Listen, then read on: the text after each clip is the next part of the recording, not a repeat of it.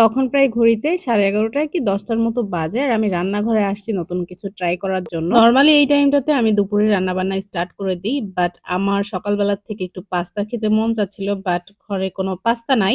আমি যে রেসিপিটা বানাতে চাচ্ছিলাম সেই রেসিপিটার নাম হচ্ছে পাস্তা ক্রিমোসা। ওটার জন্য পাস্তা লাগতো। তারপর হচ্ছে চিজ লাগতো। বাট আমার কাছে এই মুহূর্তে চিজ নাই। চিজ আছে, তবে সেটার ডেট ওভার হয়ে গিয়েছে। ওকে, আমি ১ম এ আমাদের যে দেশীয় কোকোলা নুডলসটা আছে সেটা সেদ্ধ বসিয়েছি। আর এখান থেকে ৩ টার মতো টমেটো কাট করে নিয়েছি এবং প্যানে একটু তেল দিয়ে এই কাট করে রাখা টমেটোগুলোকে দিয়েছি এবং এর ভিতরে কিছু পেঁয়াজ এবং আস্ত রসুন দিয়েছি এবং ঢাকনা দিয়ে এটাকে সেদ্ধ হওয়ার জন্য দিয়েছি। আচ্ছা, এখন যে মসলাগুলো লাগবে সেগুলো হচ্ছে চিলি ফ্লেক্স, গোলমরিচ গুঁড়া, অরিগানো এবং স্বাদমতো লবণ। এইটা হচ্ছে সেদ্ধ করা এই যে টমেটোর ভিতরে দিয়ে দিয়েছি। আর এর ভিতরে কিন্তু আমি ২ চামচের মতো ক্রিমও এড করেছি। আচ্ছা, এবার কিছু সময় রান্না করার পরে সেদ্ধ করে রাখা নুডলসটা দিয়ে সবকিছু একসাথে একত্রে মিশিয়ে নেব।